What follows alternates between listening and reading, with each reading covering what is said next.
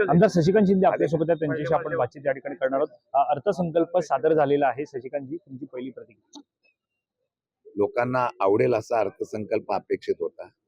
मला वाटतं अर्थसंकल्प जाहीर झाल्यानंतर महाराष्ट्रातील जनता सर्व ठरवेल।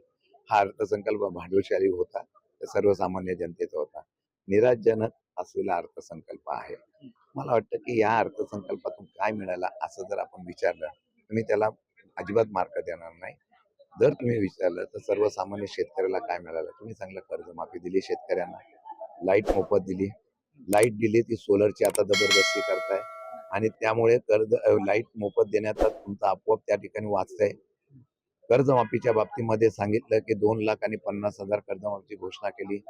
जून पर्यंत ज्यांनी कर्जमाफीच्या बाबतीमध्ये तुम्ही वेळ दिलेली आहे, मार्चला सर्वांची बँका वसूल करून घेते, त्यामुळे थकबाकीदार राहणारच नाही, त्याला 50,000च भेटणार।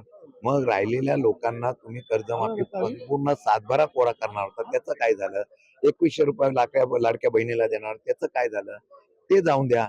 माणसाला अपेक्षित असलेलं एक काम सांगावं, फक्त मेट्रो, बुलेट ट्रेन, रस्ते, मोठमोठे रस्ते 10,000, 20,000, 50,000, 60,000 कोटीच्या खाली एकही काम नाही, असे असलेला अर्थसंकल्प हा सर्वसामान्य माणसाच्या डोक्यावरून जाईल।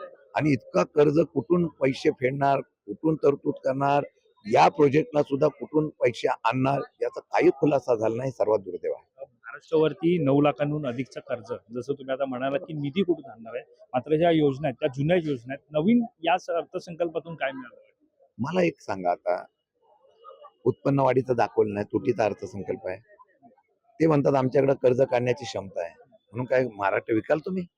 आता प्रत्येक अर्थसंकल्प पुरवणी मागण्याला जे काही घोषणा केल्या आहेत त्याच्यासाठी 1,00,000 1.5 लाखाची दरवेळेला तरतूद करावं लागेल। म्हणजे हे महाराष्ट्र प्रत्येक आता 30-35 हजार एका माणशी अंगावर कर्ज आहे, ते आता वाढत जाईल।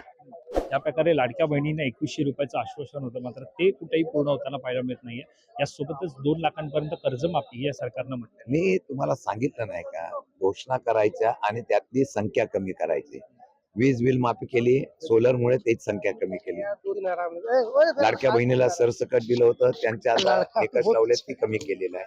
त्यामुळे मला वाटतं कर्जमाफीमध्ये मी मगाशी सांगितलं त्यावर कमी केलेलं आहे। घोषणा दाखवताना मोठ्या दाखवणार, त्याला हेडलाईन मिळणार, प्रत्यक्ष लाभार्थी कमी होईल, अशा प्रकारचा दुर्दैव या ठिकाणी महाराष्ट्राला पाहायला मिळत आहे। विरोधी पक्षनेता नसल्यामुळे कुठेतरी बजेट हा एखादी विरोधी पक्ष आम्ही आहोत ना, पण ते हुकुमशाहीने सत्तेवरच बसवत नाही, हा विरोधी पक्षाचा काय दोष नाहीये। आता आम्ही अधिवेशनात विरोधी पक्ष नसला तरी आवाज उठवणार ना।